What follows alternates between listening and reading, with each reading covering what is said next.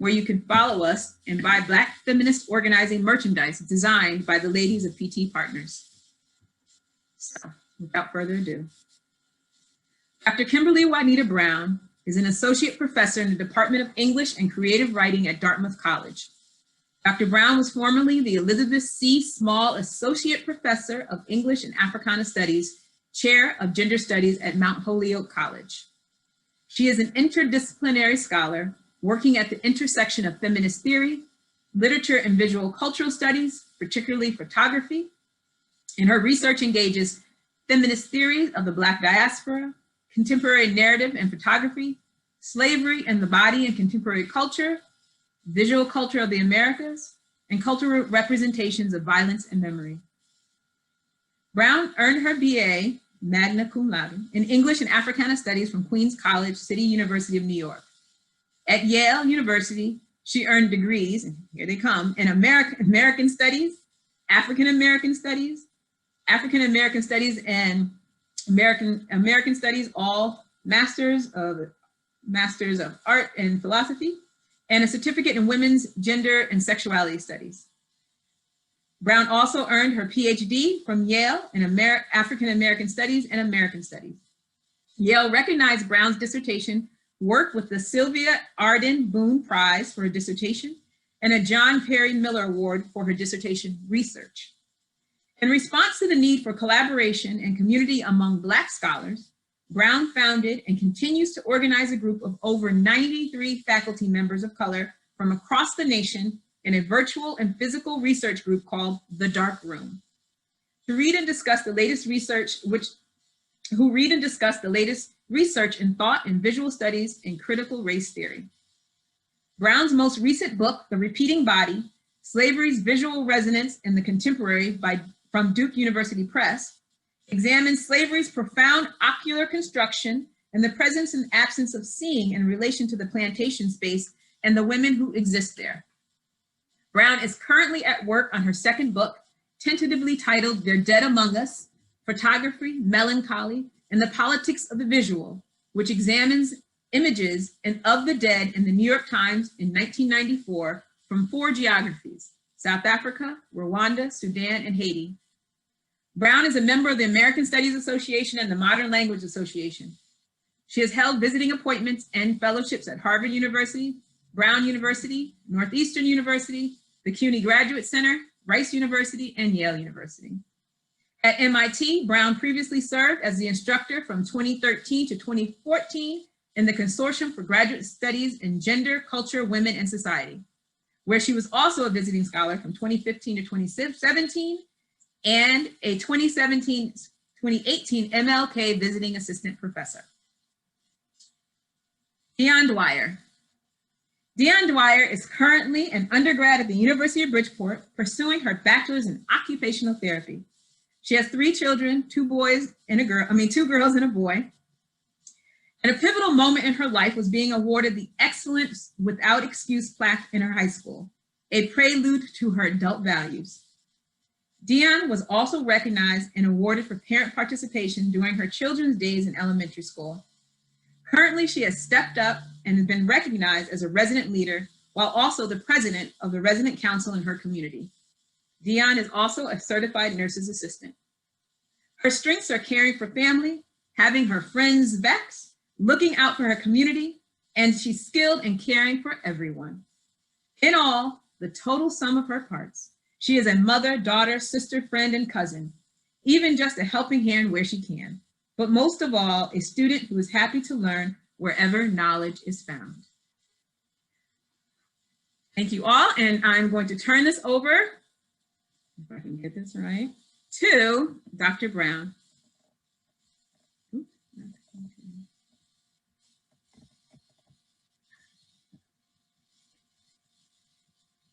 Put myself on mute, or you'll hear my music.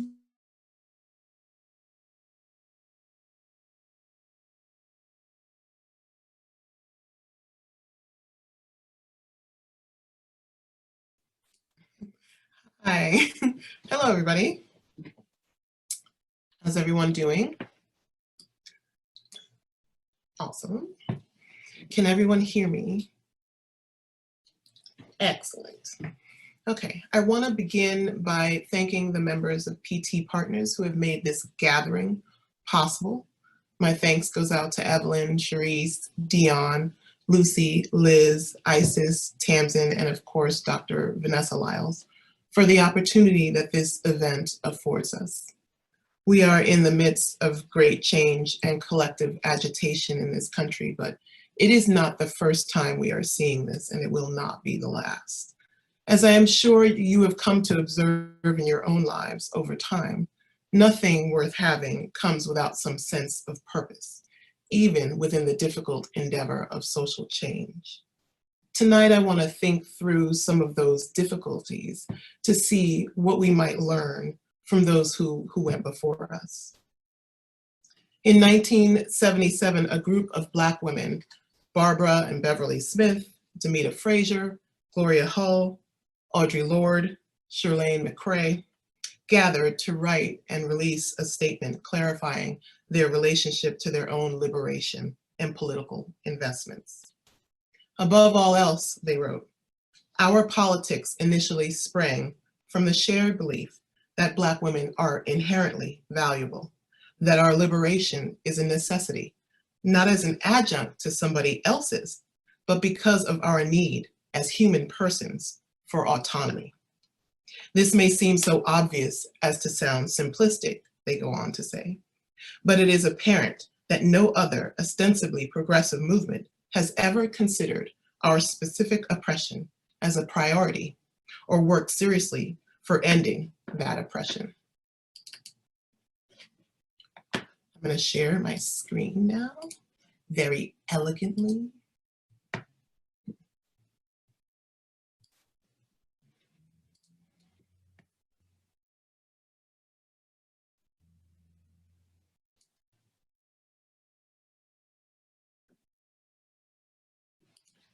Asking me for my password, which is wild. This should be fun.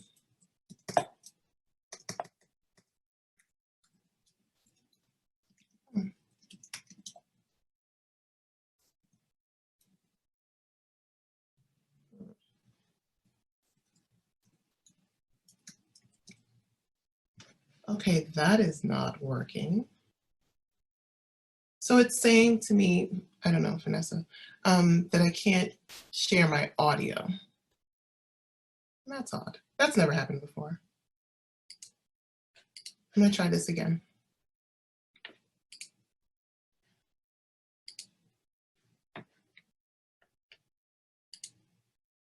Can everybody see that?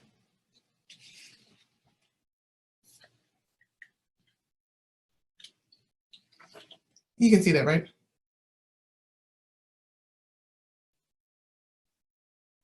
Collective was founded in Boston in the mid-1970s. We were originally a chapter of the National Black Feminist Organization. We decided to become independent in 1975. The Combahee River is the river in South Carolina where Harriet Tubman planned and led the only military campaign ever planned and led by a woman in the United States during the Civil War. This was a campaign that freed over 750 slaves. So that's the Combahee River. And that's kind of where we were coming from. We were militant against racism, but we were also militant about our rights as women and as Black women to define our own political perspectives. They went on to say, if Black women were free, it would mean that everyone else would have to be free, since our freedom would necessitate the destruction of all the systems of oppression. The concept of freedom, freedom to pursue your ambitions, freedom from harm, freedom to exist in the world as you are, is, at least in the context of this country, all bound up with its opposite scaffolding. For some people, freedom is that something that you can take from someone else, literally and metaphorically. So when the members of the Combahee River Collective say, if Black women were free, that is the radical statement.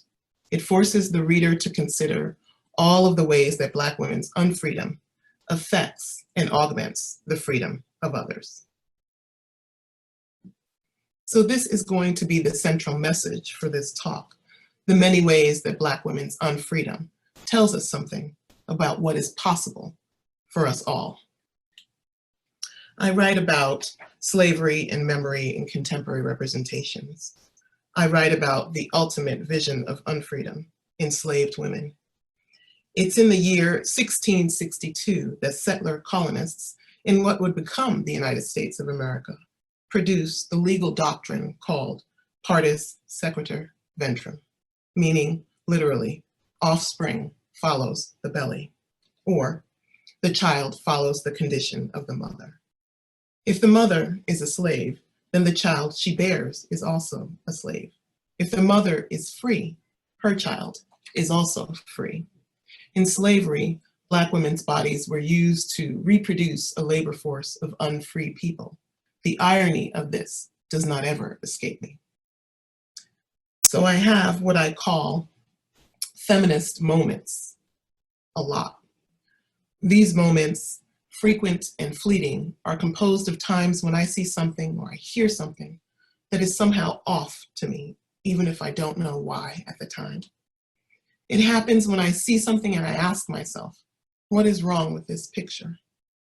In other words, the moment calls for me to pay attention, lock it away if necessary, and return when I have an idea about what I have seen or what I've heard.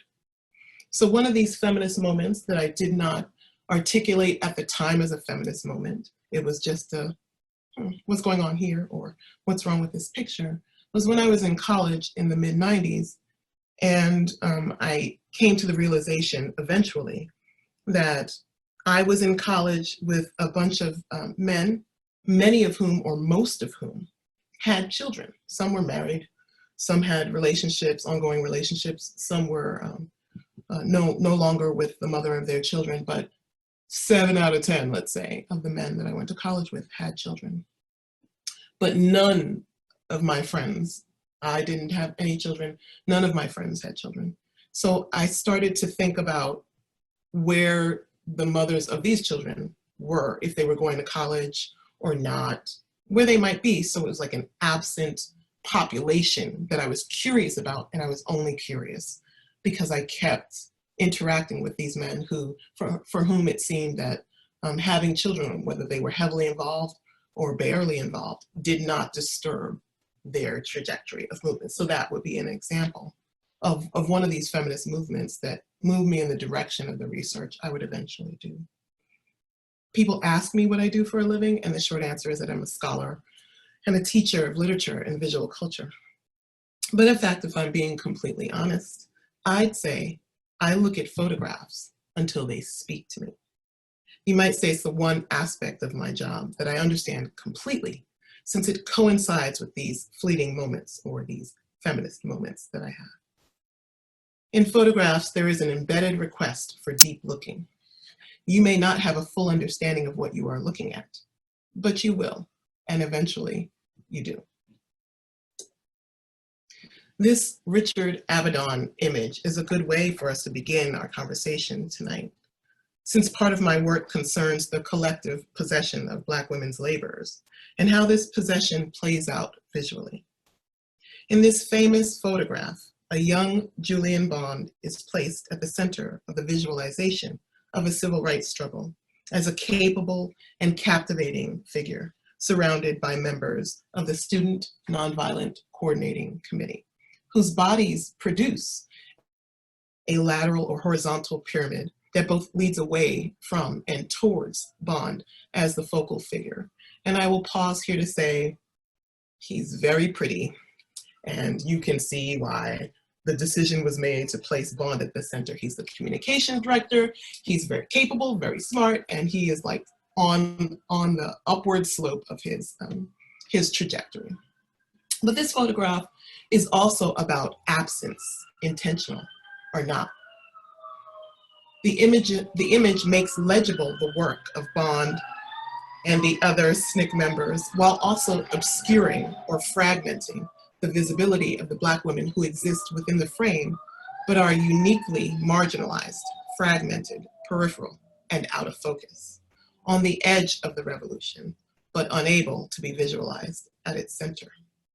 So you see that there are 3 Black women in this image, and 2 of them are obscured and 1 is out of focus, while there's a white man, there's a white woman, there's Julian Bond, there are 3 other Black men who are clearly visible, but no Black women who are clearly visible. And if you know anything about any activist movement, it just does not happen without Black women. The Student Nonviolent Coordinating Committee begins in 1960 on the campus of Shaw University. Grassroots organizer Ella Baker, an alum of Shaw, is by then a seasoned organizer, having been part of both the NAACP and the Southern Christian Leadership Conference. As students begin developing political strategies to oppose Jim Crow laws, cementing racial segregation in the South, Baker is the person who organizes them and ensures that the youth of the movement have a say in its future. So she's one of the reasons why we have SNCC at all, no SNCC without Ella Baker, and no SNCC without Fannie Lou Hamer. As a child, Fannie Lou Hamer worked with her parents and her siblings in Mississippi picking cotton as sharecroppers. Yet it is after what is supposed to be a minor surgery that she becomes radicalized. Hamer is one of thousands of women who were sterilized without their consent. Such sterilizations, Shatima Threadcraft writes, had been performed routinely since Southern states opened, quote, maternity clinics, end quote, with the explicit claim of lowering the birth rate in the 1930s. So useless was a Black uterus in both the doctors' and wider community's opinion that this surgery, this sterilization came to be known as a Mississippi appendectomy. Hamer is working as a sharecropper with her husband when she attempts later on to register to vote. She's removed from the plantation, so she's working the land as a sharecropper, not her land. It's a landlord and an owner who is also her employer. Once she tries to register to vote, she is kicked off of that property, so evicted. Later that same year, she's arrested after sitting at a whites-only lunch counter and beaten while in jail by police and other inmates in the jailhouse, she and the people that she came with. And the physical effects of this beating have reverberations for years afterwards. She has damage to her kidneys and damage to her eye. Hamer is known for her fiery speeches and her stirring renditions of spirituals as activists traveled from one location to another. But she's also famous for the often repeated quotes attributed to her. Here are some of them. Nobody is free until everybody is free. I am sick and tired of being sick and tired. When I liberate myself, I liberate others. If you don't speak out, ain't nobody gonna speak out for you. Hamer is a perfect representation of the feminist phrase, the personal is political.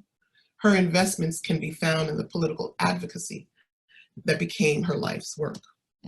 When the March on Washington for Jobs and Freedom takes place in August of 1963 in front of the Lincoln Memorial, it has many famous civil rights activists as speakers, the most notable being Martin Luther King Jr.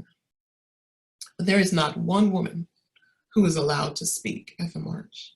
Not Ella Baker, not Fannie Lou Hamer, not Gloria Richardson, not Rosa Parks, not one. Certainly, we know how vital the presence of Black girls and young women were for the imagistic potency of a full civil rights narrative.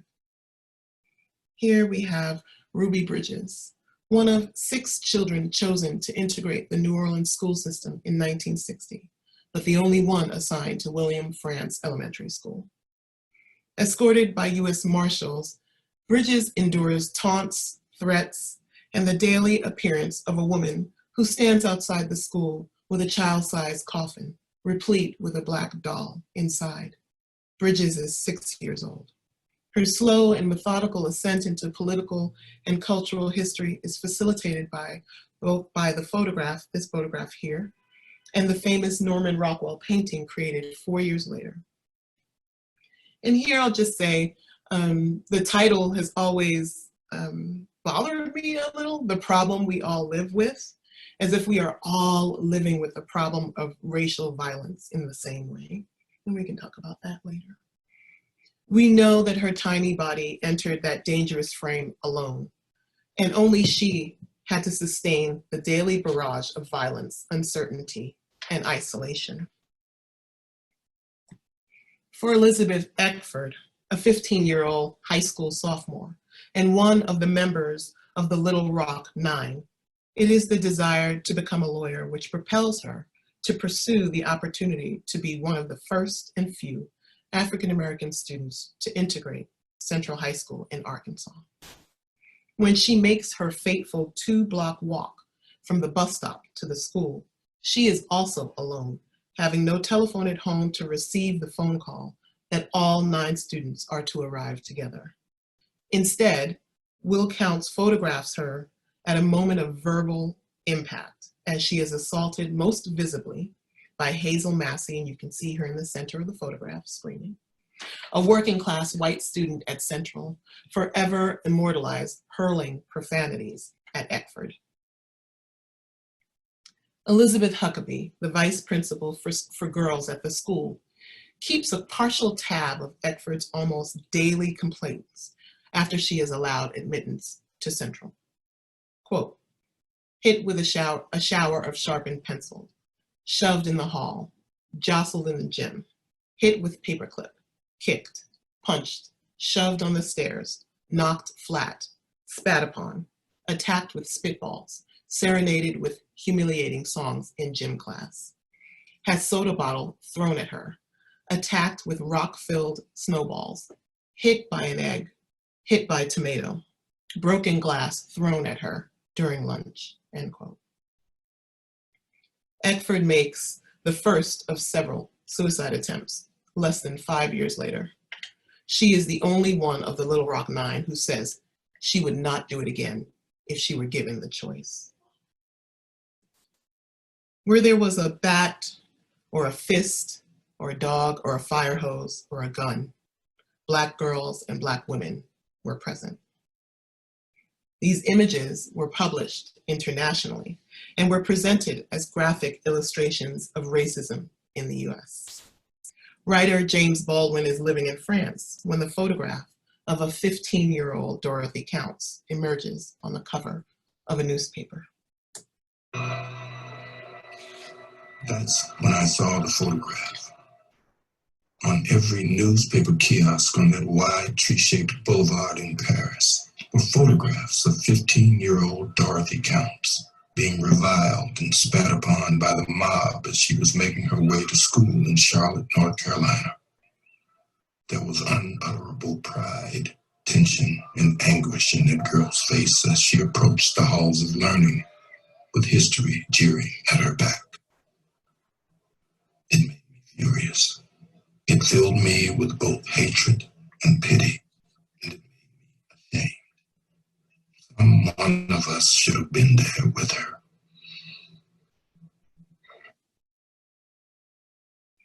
In 1957, Counts is enrolled in the all-white Harry Harding High School in Charlotte, North Carolina.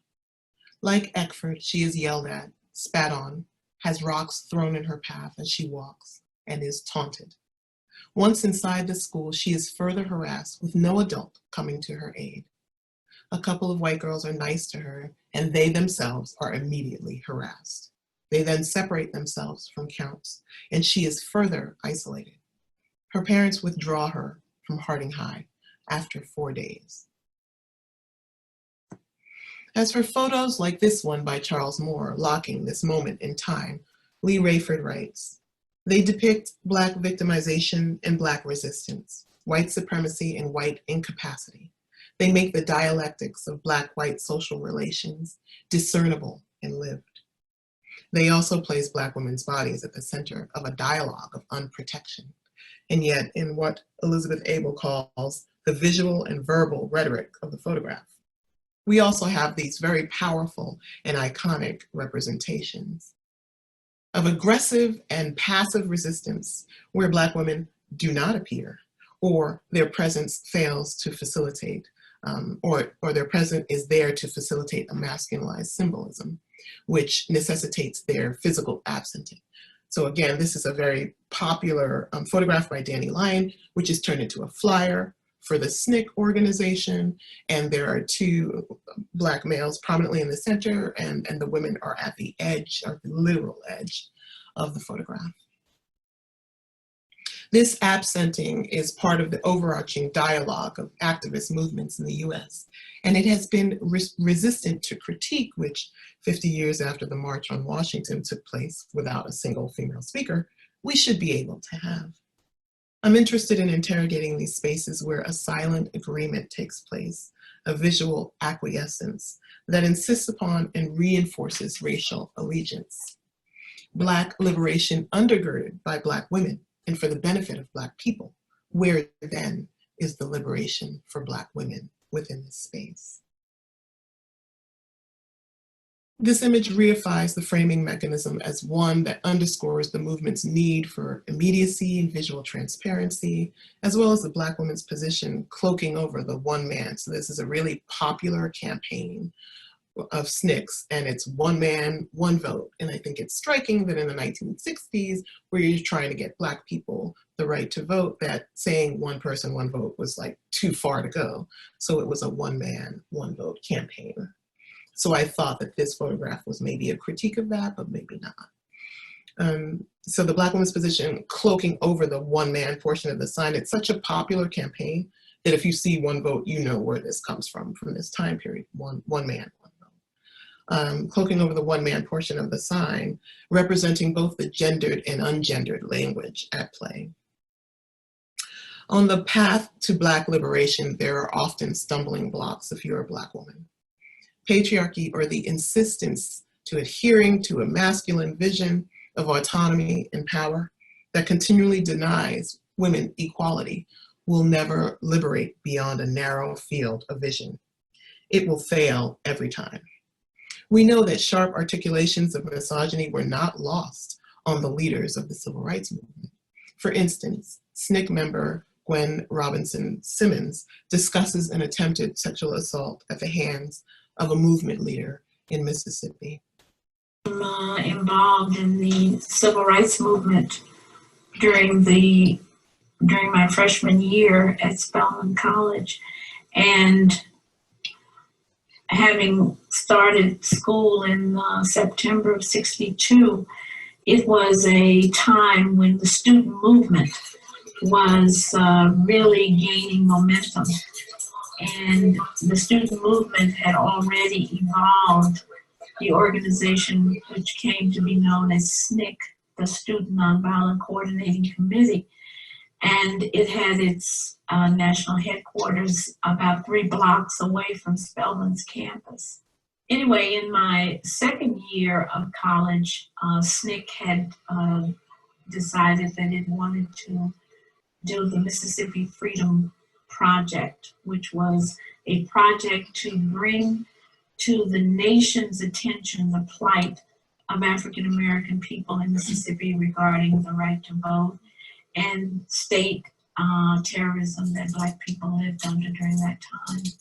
Those of us who were students were very enamored of the Mississippi field secretaries, because they were seen as like the stormtroopers on the front lines battling the Ku Klux Klan and, you know, all these incredible violent white people who were out to kill them. One guy from Mississippi, a local Mississippian who had been very much in the forefront of the movement, began talking to me, and I admired him. And on one day, he had said he would walk me back to my room, which I shared with another volunteer, but she wasn't there at the time. When we got to the dorm room, he said, "Can I come in?" Well, at first I hesitated, but then I thought, oh, I'm sure it would be all right. I mean, he was one of our heroes. And I had never seen any behavior in him that would make me think that it wouldn't be cool to let him come into my room. So once he was in the room, he started trying to kiss me, and I said, you know, no, I don't want to kiss you. You know, I mean, I was sort of shy and embarrassed at that time by his behavior. And he kept pressing the issue. And when I began to more forcefully say, no, please don't do that, I think you ought to leave, then he became abusive and started really pushing me and, you know, pushed me down on the bed, and we started having a fight, basically. And this went on for what seemed to me like a very long time. I mean, I really couldn't believe it was happening to me. And, you know, I kept begging him to stop, begging him to leave. And, you know, he was saying, you don't want me to leave. You know, you really want what I'm doing. And just stop, you know, pretending, stop acting as if you don't want it. And, you know, after a while, started really hitting me, twisting my arm, pinning me down. And I was fighting him. And it seemed to me that this went on for quite a while when my roommate's key was put in the lock. And she came in, and of course she was about to go out. And I said, don't you dare go out, you know. I want him out of here. And so of course that's what saved the day for me. I was just devastated by it, because not only because of what had happened, but because of who he was and the respect that I had for him, and what I thought was respect that he had for me as a student volunteer. You know, as I saw it, sort of laying my life on the line to go to Mississippi, which I was terrified of doing. And I never expected that I would have to fight off, you know, someone in the movement, a leader in the movement. And I said, you know, I'm going to really report him. And so I did report him to one of the leaders of SNCC. And I guess that was sort of the second assault. You know, he said, we don't have time for this. I mean, you know, this is nothing, you know. You should have given him some anyway. I don't know what you're making such a fuss about. So I'm just gonna leave out the, I don't know what you're making such a fuss about there for a moment. After Simmons reports the man who assaulted her, and she placed a zero tolerance mandate in her SNCC party platform, she was then isolated and ostracized as if she herself had done something wrong. The very people who fully understood the violence and the danger of racism had little to say about the misogyny baked into the hierarchy of many grassroots movements for Black liberation. Black Panther Party leader Elaine Brown ran into many problems in her role as head of the party. Here, she discusses just one.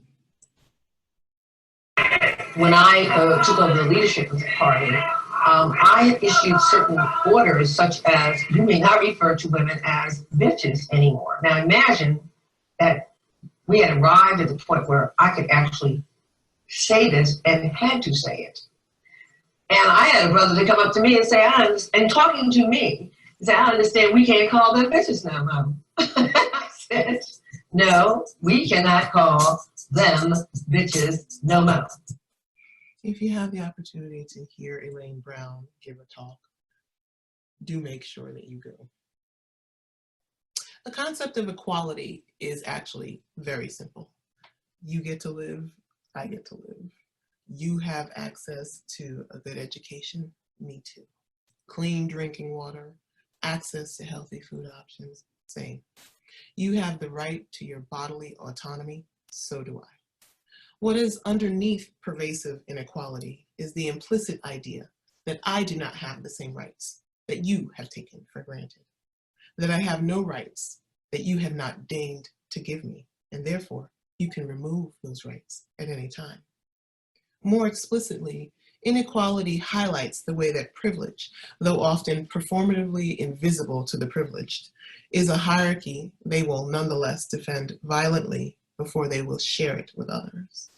Be that the right to call Black women working alongside you bitches, or the right to refuse a student entry into a public school, or the right to participate in deadly practices of medical indifference based on racism and gender oppression. The list goes on and on. But if Black women were free, if we consider the layered oppressions structuring people's lives, race, gender, class, geography, sexuality, etc., we might be able to effectively address systematic challenges to self-possession and autonomy that we see every day. Legal scholar Kimberly Crenshaw came up with a term for these layered oppressions: intersectionality. Many years ago, I began to use the term intersectionality to deal with the fact that many of our social justice problems like racism and sexism are often overlapping, creating multiple levels of social injustice. Now, the experience that gave rise to intersectionality was my chance encounter with a woman named Emma de Graffenried. Emma de Graffenried was an African-American woman, a working wife, and a mother. I actually read about Emma's story from the pages of a legal opinion written by a judge who had dismissed Emma's claim of race and gender discrimination against a local car manufacturing plant. Emma, like so many African-American women, sought better employment for her family and for others. She wanted to create a better life for her children and for her family. But she applied for a job and she was not hired, and she believed that she was not hired because she was a Black woman. Now, the judge in question dismissed Emma's suit. And the argument for dismissing the suit was that the employer did hire African Americans and the employer hired women. The real problem, though, that the judge was not willing to acknowledge was what Emma was actually trying to say. That the African Americans that were hired, usually for industrial jobs, maintenance jobs, were all men. And the women that were hired, usually for secretarial or front office work, were all white. Only if the court was able to see how these policies came together would he be able to see the double discrimination that Emma de Graffenried was facing. But the court refused to allow Emma to put two causes of action together to tell her story because he believed that by allowing her to do that, she would be able to have preferential treatment. She'd have an advantage by being able to have two swings at the bat when African-American men and white women only had one swing at the bat. But of course, neither African-American men or white women needed to combine a race and gender discrimination claim to tell the story of the discrimination they were experiencing. Why wasn't the real unfairness law's refusal to protect African-American women simply because their experiences weren't exactly the same as white women and African-American men?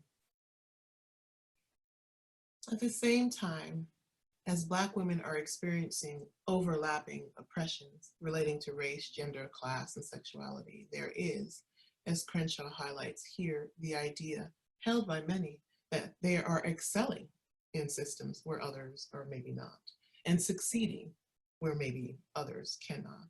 And this has never been the case.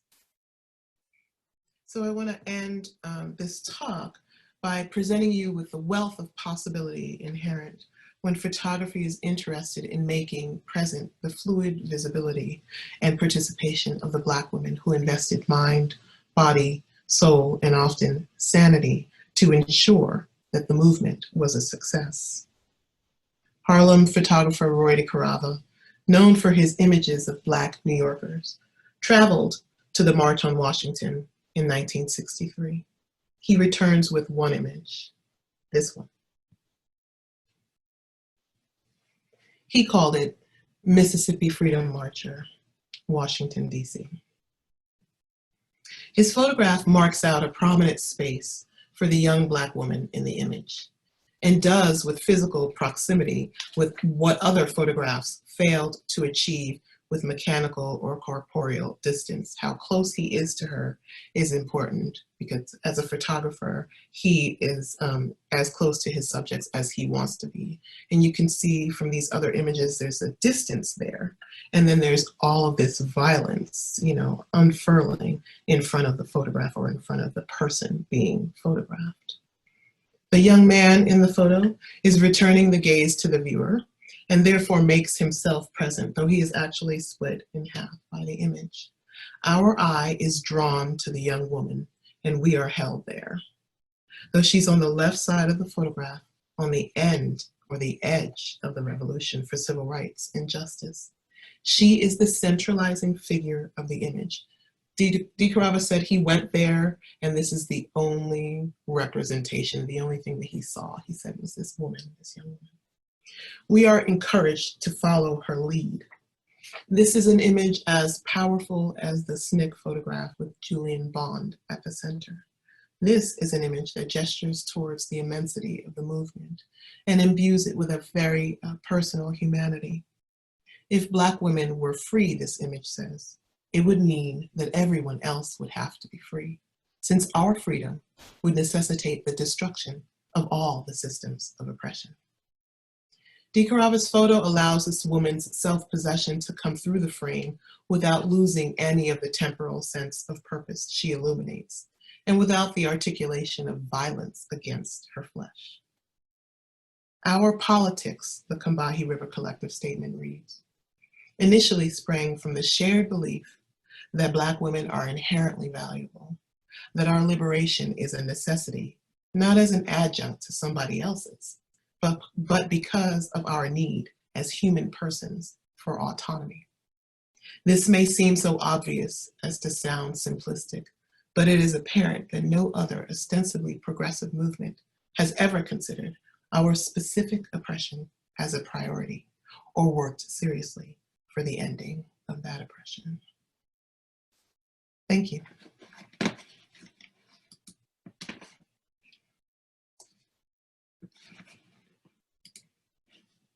Okay.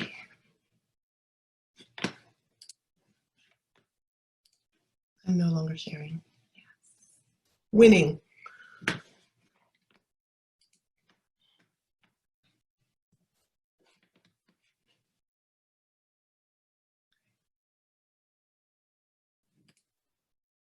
Dione, you ready?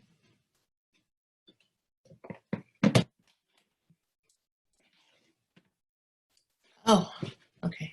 Let me make Vanessa host. Please hold.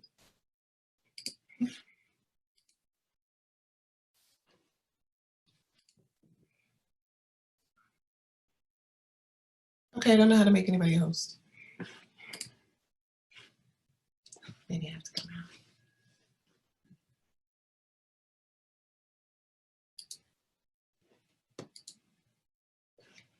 Sorry.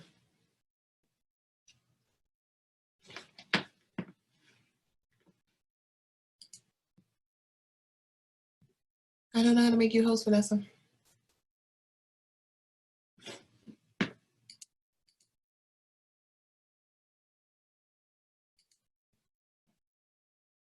Okay.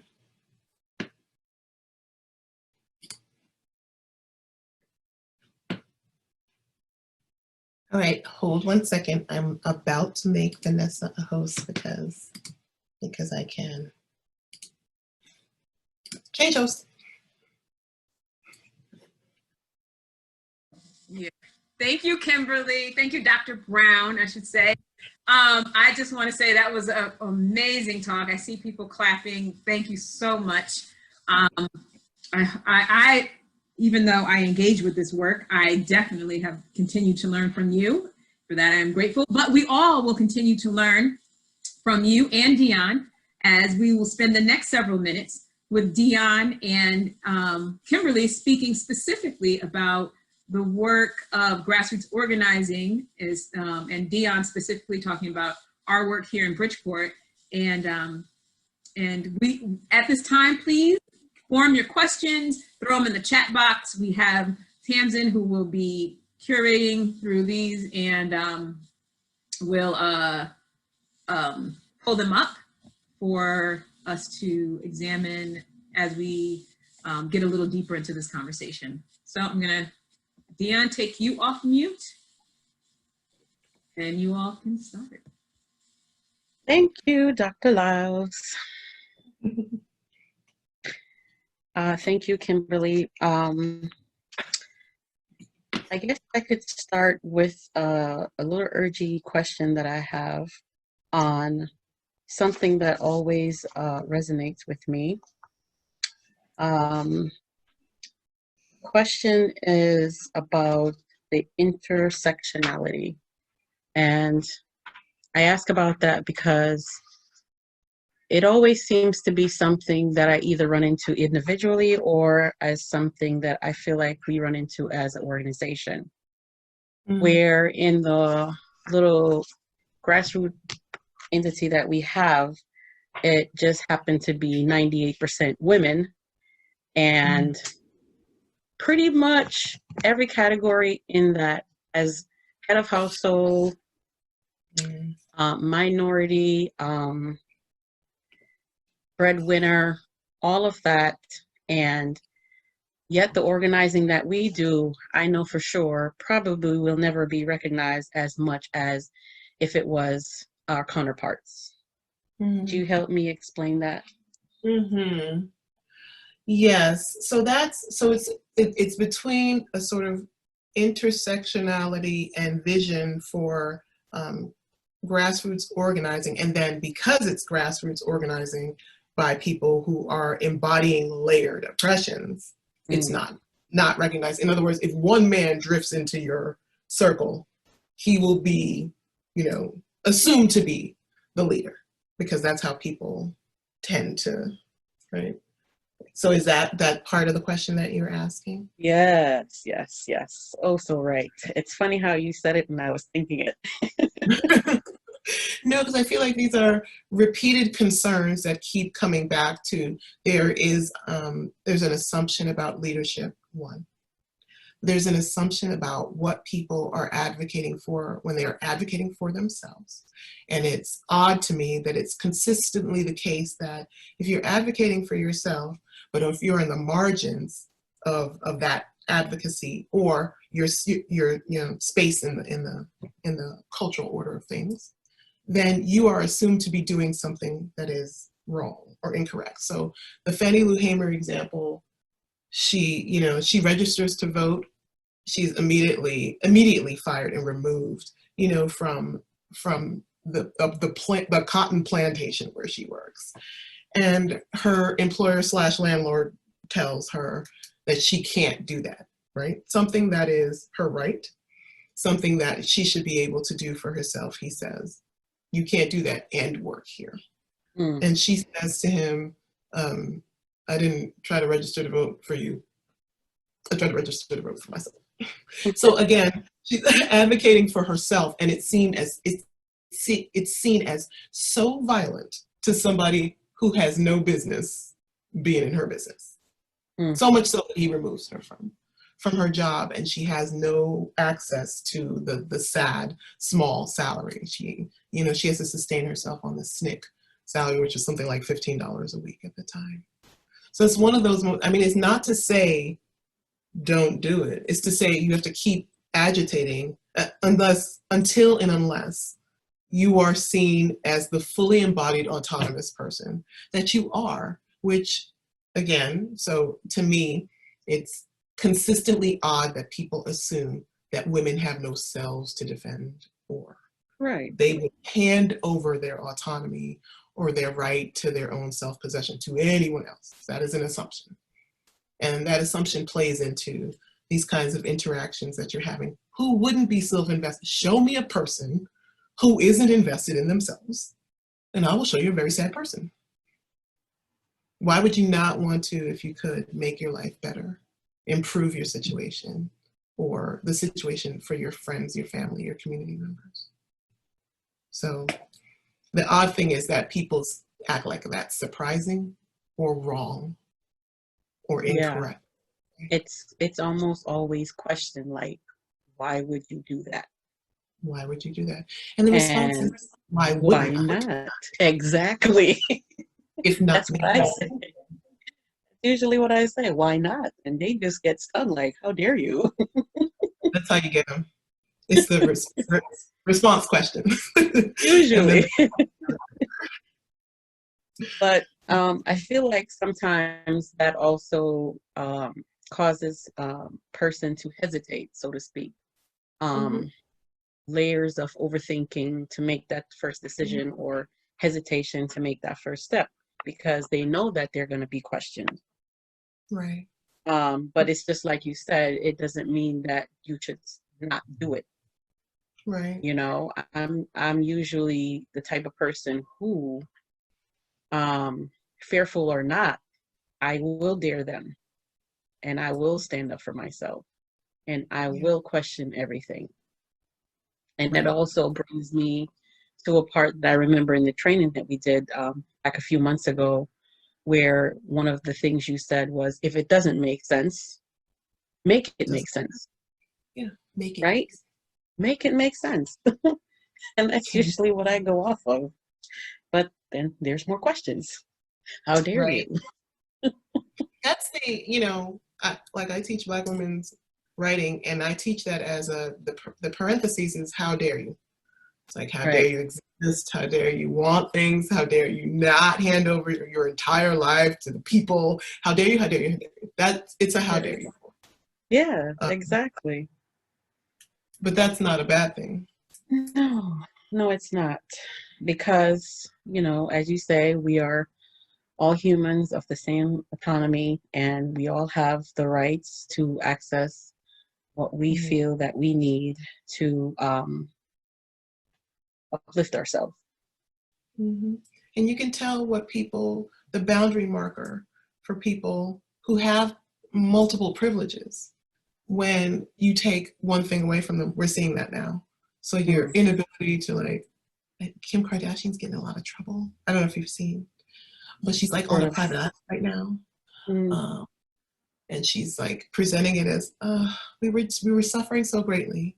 So we all took tests, and now we're on a private island. And then you see people waiting on them with masks on, like that would be a joyous occasion. Like, she's having fun. And that's financial, economic privilege. Are the people serving her having their best lives? And point out, you know, to point out that to somebody with privilege is hard for them to, you know. But that just means you have to sit with that. I actually, when I had that moment when I was in college, and I was like, there are no women here who have kids. You know, but I know a lot of women who have kids. So that was me recognizing that I was privileged. I did not have any children, but I was in college, and then I was looking around.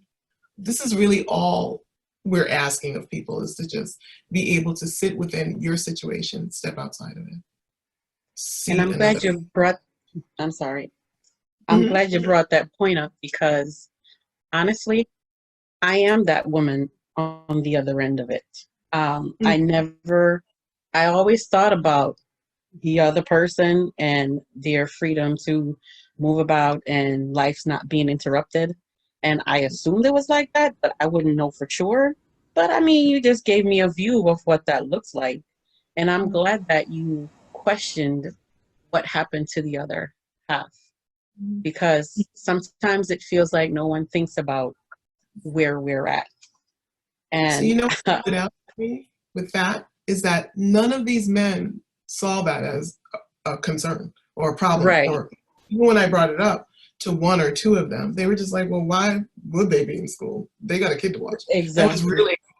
That was really how they were thinking about it. So, it's another how dare you. Why would she be in college? It was the 90s, different. Yeah. But not really that. You know? So, yeah. So I tell, for my students, I tell them that, you know, along with a mind your business manual that this life is it's also like a do better manual, right? So, you know, you in college should not be you after you in your 20s, you're a different person. But it means that there's supposed to be an evolution, a natural evolution of the self. Yes. So that some of these concerns, like if you have to watch a television commercial that tells you that there's food, like there's a difference in the way that people are able to acquire healthy food options. If you don't actually know that, that's a problem. That means you don't want to know. That's Baldwin's thing. He's like, you can pretend you're innocent, but you don't know because you don't want to know. All of this is going on at the same time. And again, right now we're talking about a Google search if you really want to know. Right. And I've said that plenty of times, you know, we're living in a world where all the information is at your fingertips, but yet this is the generation that seems to be a little less educated than it was before.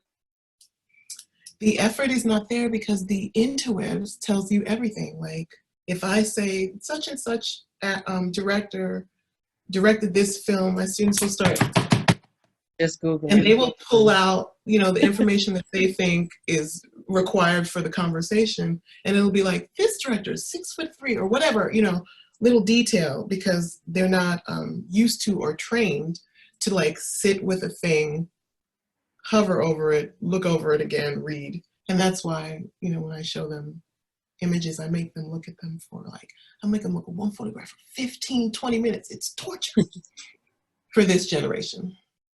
But it's necessary, right? I know you wouldn't mind it, right? This is generational, okay? The youth, they're not into it. Yeah, I love that part where you say you wait, you look at a picture until it speaks to you, because I've always went that way where I would look at it the same way too. While I'm waiting for it to speak to me, I'm repeating in my mind, a picture says 1,000 words, but I don't stop there. I said those 1,000 words tell 1,000 stories, and that's how it speaks to me after that. Right. So I do look at pictures like that too. I think that's necessary. And I looked at that Julian Bond, he's very pretty. Yeah. He's, you know, it's almost distractingly so. So it took me a while to figure out what was bothering me. I was like, what's happening? Because it's such a strong image. And this is Richard Avedon. He's very famous. He does this very well. And I couldn't figure out for a long time what was bothering me. And then I saw it, which it took a long time. That's what it takes, especially when Black people are in the image. Time. Yeah, I remember when you showed it to us at the training, and even if you didn't point it out, it wouldn't take me about 5 minutes to find that. Because unfortunately, I tend to go quickly to the flaws than what looks good. Because the look good is obvious.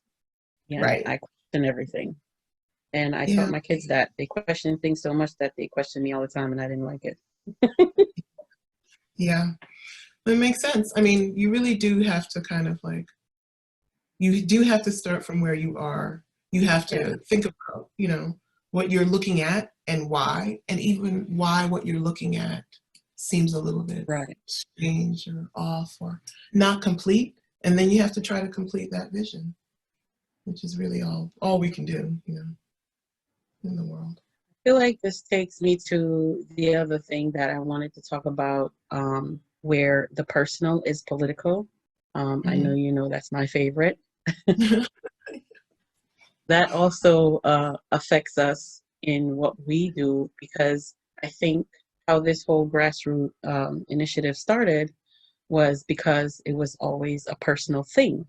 As residents living in this community, there's always something affecting us personally. And even if we tried to find a way to fix it, it always seems to be a little off. Like we'll all go to the manager individually, or we'll call and complain with the work order. And it's almost like we were all getting told a slightly different story.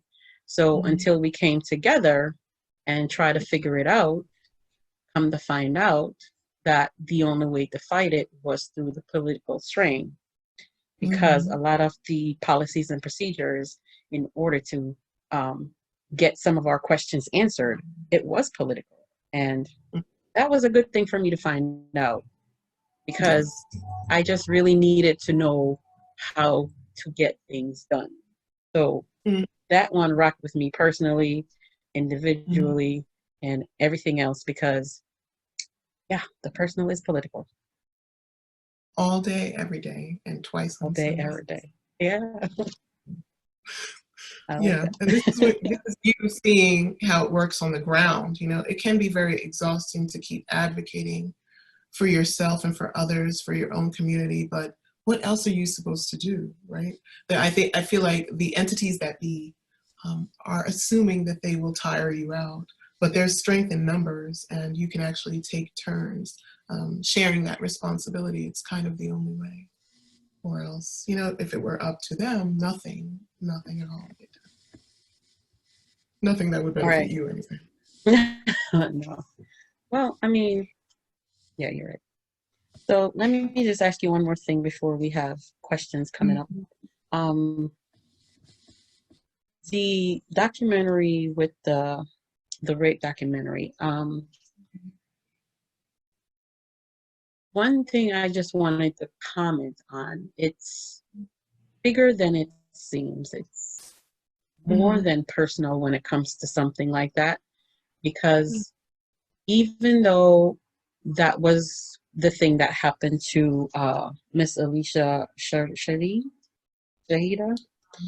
it seems like something like that or similar to that will happen to someone else, or even if not similar, but something is going to happen that is going to feel like that to someone else. And Right. I wonder if that causes a lot of hesitation for people to do their step forward into walking in their purpose, so to speak. Like knowing they can make a change by speaking up, but hesitate because something like that might happen. Yes, that is always the case, but particularly the more the marginalized group, the more difficult it is to have these kinds of conversations. That documentary, it's about rape in the Black community, which is almost never addressed, even though every group violates itself, right? Every group, like if you're gonna like knock over somebody's house, it's somebody who looks like you. Like you're not coming outside for the most part and like, inflicting violence on another group of people. Like white supremacy does its own version of that, but in general, you're stealing from each other, you're harming each other, you all look the same. So how do you have a conversation about this when the stakes are so high to not place stereotypes against people who are already heavily stereotyped? But how do you then have a progressive movement? As Simmons said, she couldn't believe that this was happening to her within this group, this movement for Black liberation, and then to be told that it was a nothing that she should be concerning herself with, when it was her concern because it happened to her. And that's why the whole bodily autonomy thing, there's a line in that documentary that says, it's a rape crisis counselor who just says, you never lose your right to bodily autonomy nowhere in the Sex Act. Like there is no time that it's too late for you to say no. You can say no at any time, and that other person has to stop because that is your body and you own it.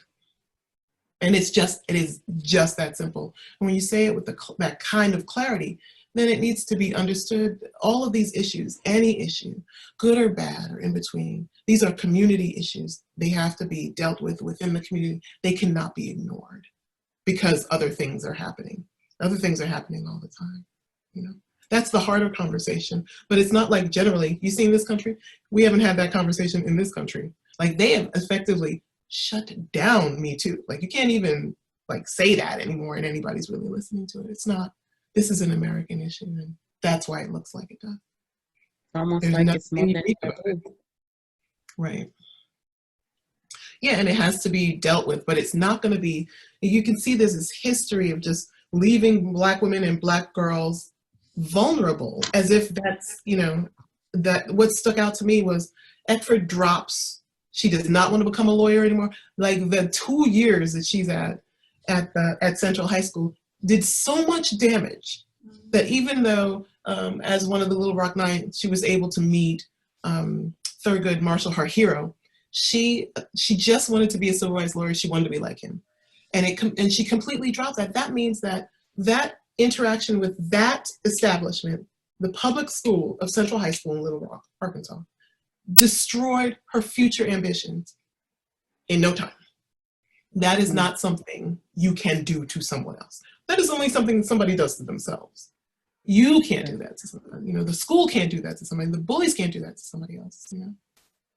And yet, so you see the ways that girls and Black girls and women are set out to fight for Black liberation, and their liberation is an afterthought.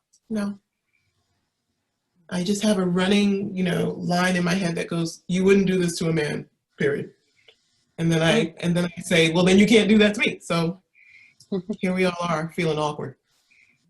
Right. Ladies, thank you. A few questions and then a couple of announcements before we end this evening, but thank you both. Dione, you're a star in my eyes always. You know how I feel. Kimberly, of course. So we have a couple of questions, but I wanted to lead with the question that is host privilege, to ask about, Dione, your work for PT Partners. When we started to engage in these conversations on feminism and Black feminist organizing, how did you react to that? What were you thinking in regard to our work? Did it make sense to you? How are you feeling about it now? At first, I wasn't sure, because it was kind of sort of the first time I've heard things put that way. And some of it made sense because I've heard it before. I just didn't realize it was coming from that background. Like I said before, when Dr. Brown was training us, a lot of things that she said hit a memory for me, where I always knew the person was political, but I just didn't have a name for it. But that was the derivative that I was coming from. That was always the drive that I had. And that intersectional racism was always something that I ran into also. So those both things resonate with me personally, as far back as I want to say high school. The first time I remember dealing with something like that. So when we came into an organization trying to, build from Black feminism, I want to say it was like, I wish I had thought of that. It made sense. And honestly, I wasn't sure if it was going to work, because I already know somewhat some of the hurdles that we're going to have to get through in order to get where we need to go. But I always thought it was worth it. Thank you. And so we have a question from, and this is for both of you, but from Principal Gustafson Brett. And he says, how can we as a community better support Black women who have always been at the center of any substantial change in the community? Word up. You want to take that one? I mean, I can take it if you want. You start. I'm gonna. Okay. So, how can they better support Black women, was the question? Yes. How can we better support Black women who have always been at the center of any substantial change? I would just want to say, I think the only way to support, you would have to think from a non-personal perspective, if that makes any sense. Or let's just say, if it were you, would you like someone to treat you like that? If it were your mom, your aunt, your sister, your cousin, would you want them to be treated the way they're treated now? You have to look at it in a way whereas this is a close personal family of yours, and you know that they're doing something that is good. you know where their heart is coming from with what they're doing. So why wouldn't you support them? Yeah, I would say it's between what you want for yourself, you should want for others, what Dione is saying, and also listening to Black women. They have really good ideas. I mean, I have an invisible t-shirt that says, "This is not a good use of my skill set," because I'm constantly being asked to do things that have nothing to do with my expertise, my experiences, my knowledge base, my interests. But when it comes to what I want to do, and I'm like, how about this? People are like, wah, wah, wah. So if you kind of just trained yourself to listen to Black women, the whole world would be different, right? So it's between what you want for yourself, other people want for themselves as well. So think about that. And then, you know, listen to Black women when they Yeah, tell you. actively listening. Like, don't listen to respond, listen to understand. Right. Very important. The Very, listening, the very deep important. listening, deep looking, so important. Thank you. And then we have a question from Jocelyn Alt, one of our great partners. And she says, she'd love to hear how to keep from having a target on your back when you are a Black woman who is agitating, which we are. Yeah. I got nothing. Okay, so I will say, like, continually telling yourself that there's a reason people are resisting you, and it's not because you have terrible ideas. And that should keep you at least in this space where you continue to do what you do for as long as you can. And then back to the strength in numbers, doing this by yourself is just so isolating, so lonely, so frustrating. So being able to have people, you know, in conversation with you, I think is really important. The target is hard. Someone said it on social media, Black women are both target and shield. So that's you can't get out, like you target and shield at the same time. So that's really hard to undo because, again, people would have to acknowledge that Black women deserve the same access to the same things that everybody else does. And just because people haven't gotten there yet doesn't mean you need to, you know, demote your own opinion of yourself and your desires and your ambitions. So, yeah, I couldn't answer that one because I do feel like the target and the shield. I get up every day fighting like that. Yeah, it's exhausting. It is. All right. And we have a question from Tony Williams, another great partner of ours. And she says, Dr. Brown, your presentation reminds me of the personal effort managing white fragility and cross-cultural allies. Can you speak to Nikki Kendall's Hood Feminism, clarion call to all would-be feminists to live out the true mandate of the movement in thought and in deed? Wow. Okay, I have not read Hood Feminism yet, but that is the plan. I haven't read White Fragility, but I did see the video. And so I have a sense of what that discourse is about. I do think that I really think like on some of these issues, truly, you know, white people need to be speaking to white people. Not exclusively, but, you know, to address some of these internal conversations that need to take place. But there is something to be said for like living the life that you put on the page. So I am not myself an activist. I do write about activists. But what kind of scholar would I be if I didn't address what I saw in an immediate moment and try to do something about it, right?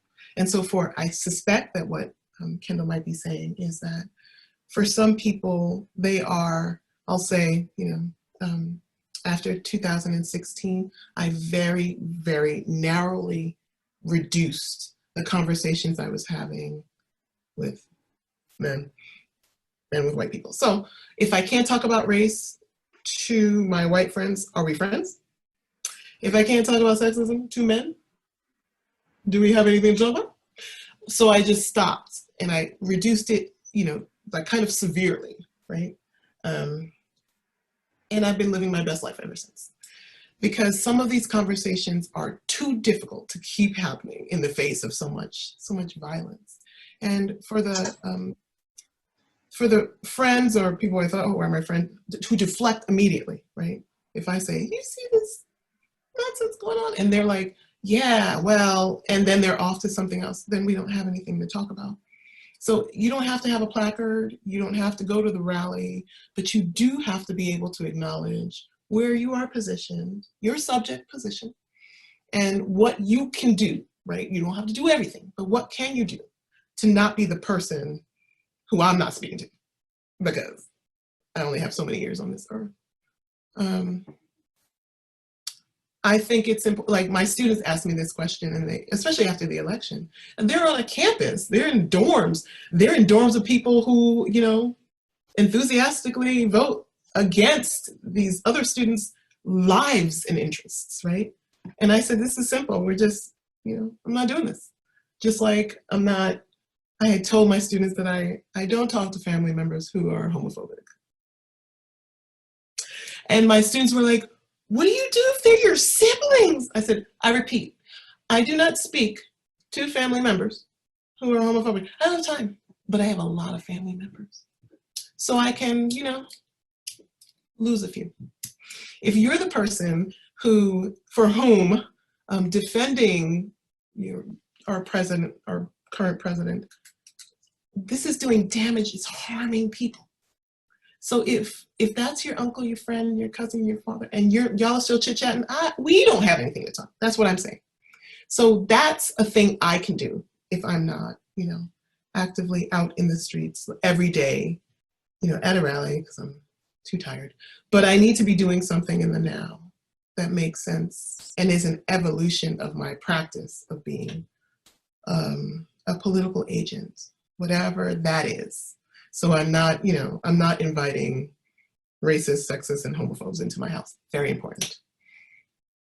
That's the thing I can do. So I think that's part of the sort of living your politics. We don't have to talk to everybody. You know, we can lose some people. Like they're not gonna die, right? But we don't need to chit chat. I'm not breaking bread. I've been using I'm not breaking bread with me. If I know, right? And that means, you know, it makes it a little easier. I don't feel bad. I don't feel bad. I feel like they should feel bad. Well, thank you so much, both Dr. Brown and Dione. If either of you have any parting words before we do a couple of announcements, I would love to have the audience get some feedback. I mean, have you give us some of your last thoughts. Round up. Dione.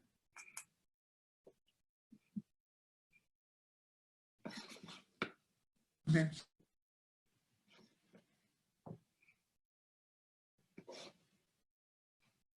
Still can't hear you, Dione. Dione.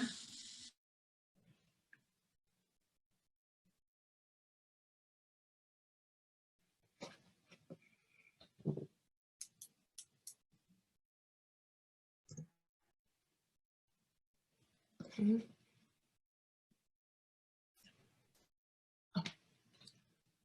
Oh, it keeps slipping. There we go. Hello. Hi. All right. Last thoughts, you said? Mm-hmm. I just want to ask anybody or anyone that is listening here now, if you don't take away anything else from this, one thing you should know, especially for our white friends who are always asking the questions, what can we do to stop racism or undo it or be more proactive with it? This is going to sound so cliche, but it's that simple. It all starts with you. Just that simple. There doesn't even to be a grand event about it. It's literally small changes with how you speak to people, how you address people, how you listen to people, literally conversation at the dinner table, how you're talking around your children, how you act at work, how you go to places for lunch. You just change your thought and you can change your world, man. It's that simple. And it's a daily practice every day. Every minute of the day, every second of the day. Next thing you know, it's your whole life. Because if you keep asking us question how, this is all we're going to keep repeating. It all starts with you. Because technically, we're not doing anything different than you would, but yet we are the ones being blocked. Mm, So think about that. right. So it all starts with you. If you don't get anything else from this, you want to change the world, start thinking differently. Thank you. Nice. I can't say it any better than that. I would just add to that we are all here now, and every day we could be better. We just have to put in the effort. And it seems difficult, I think, but it really is not. It's actually essential. Thank you so much. Jimmy, did you want to come off mute and say something? I think I saw your hand was up. No? Okay, thank you. Okay. Well, thank you all. And I just want to read some of the thoughts. Adler says, agrees with Dione how you value people. Senator Marilyn Moore says, yes, Dione, it starts with the person in the mirror. And we have lots of people. Jimeen says, yes, Dione. And Sonia Hoover, thank you, Professor Hoover. Thank you for this. Sarah from United Way, thank you so good, appreciate you all so much. We will save the chat in case there's any other content that we're missed in here. But we are also dropping into the chat our connections to us via social media and our website, so you will have that. Again, we will have some merchandise available, like I said, on Black feminist organizing that was designed by the resident leaders for sale in their efforts to move this language and conversation forward. You know, the visual is where we are these days, and it's a great way to continue to spark conversations around this. And we also have an effort through Dione, and that will work on a podcast called Radical Self-Love. So in the chat, you will see the picture to that information to keep in contact with us, with Dione, especially in hearing her wisdom and her special guest as she talks about radical self-love in this framework of feminist organizing. We also want to say, again, thank you to the Graustein Memorial Fund for funding this, and all our partners for supporting us in this effort. Like I said before, we have the My Reflection Matters, Alliance for Community Empowerment, Bridgeport Generation Now, the Women's Center at Housatonic Community College, and United Way of Coastal Fairfield County.